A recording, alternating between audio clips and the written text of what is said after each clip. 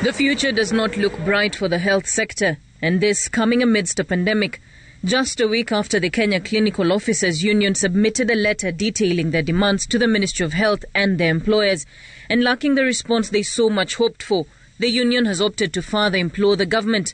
This time they say it is non-negotiable. We are not going to commit suicide. Now that we are giving a strike of 14 days, if they are going to run to court, we shall suspend the strike. But once we suspend that strike, we are going to invoke the Occupational Safety and Health Act to ensure that we are out of the workplaces until the environment is safe for us to be able to work in. This comes after a senior clinician, Dr. David Makori, succumbed to COVID-19 complications on Saturday night at the Oasis Hospital in Kisii. The 58-year-old was a practicing clinician at the Kisii Teaching and Referral Hospital. Almost all health workers who have succumbed to the COVID-19 belong to the vulnerable groups. These days would have been avoided had the government heeded to our advisories and those of the WHO to exempt these categories from active duty.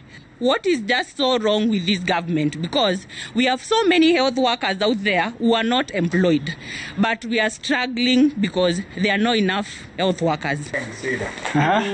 Away from the lack of adequate PPEs, the union says lack of COVID-19 risk allowances, coupled up with delayed salaries, despite the exchequer remitting the funds, has demotivated a lot of healthcare workers. We must depoliticize the health sector, and by that, a health service commission will be coming to depoliticize so that we are not managed according to the will and wish of political entities but by a professional body. At least 1,131 persons have been admitted at various health facilities for COVID-19 management, with 7,023 being on home-based care.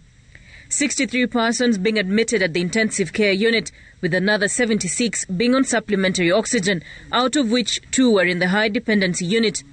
968 new infections were recorded today out of a sample size of 6,610, which is a positivity rate of 14.6%, and which raised the total number of infected persons to 77,372.